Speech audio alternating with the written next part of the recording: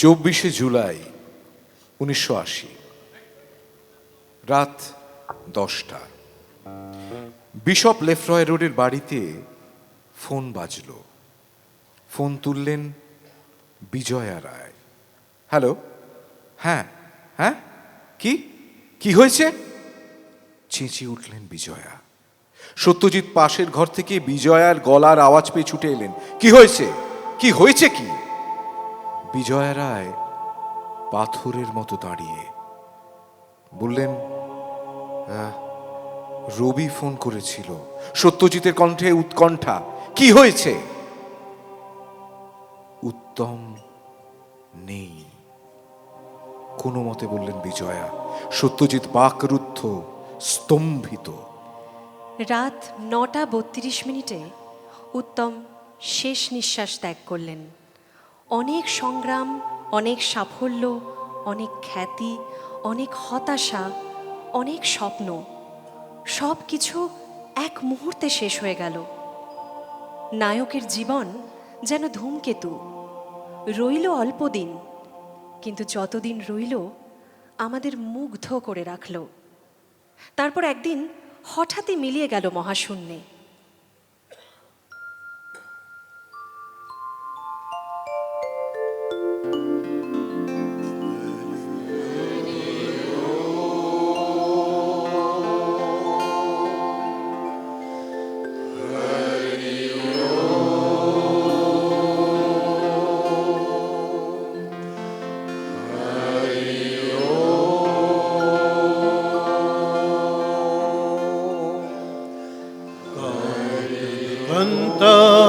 कस्ते पुत्रः संसारोऽयमतीव विचित्रः कस्सत्यं वा कुतोऽयातः तत्त्वं चिन्तय यदिदं भ्रातः भज गोविन्दं भज गोविन्दम् गोविन्दं भज मूढमते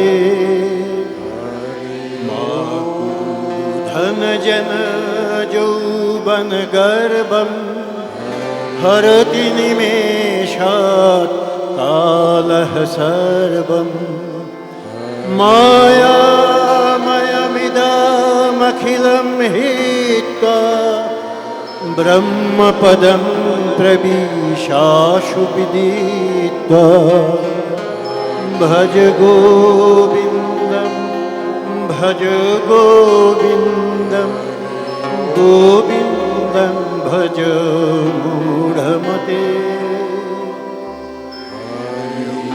दलगत जलमतरलं तद्वत् जीवितम् अतिशय चपलम् क्षणमपि सज्जन संगतिरेका भवति भवार्णव तरणे नौका भज गोविन्दं भज गोविन्दं गोविन्दं भज मूढमते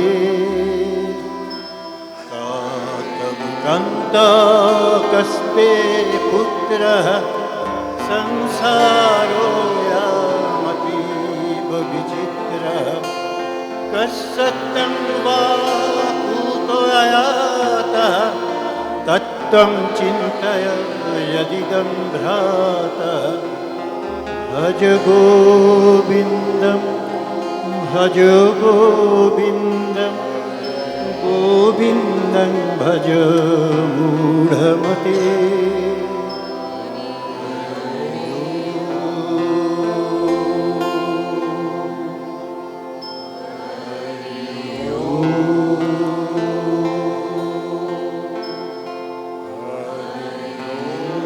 পঁচিশে জুলাই সমস্ত কলকাতা তথা বাংলাদেশ তাকে শেষবারের মতো সম্মান জানানোর জন্য ছুটে এলো।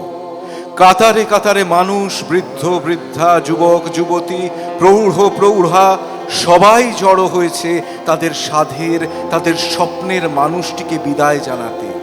কলাকুশলী, অভিনেতা, লেখক, কবি সবাই এসেছেন আজ। সবাই স্তব্ধ, সবাই হতবাক।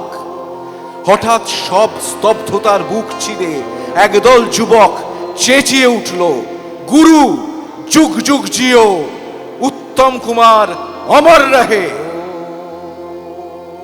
উত্তম কোথাও চলে যাননি, তিনি আমাদের সঙ্গেই আছেন, আমাদেরই মধ্যে, বাংলার আকাশের উজ্জ্বল নক্ষত্র হয়ে, দীপ্তিমান, অনির্বাণ।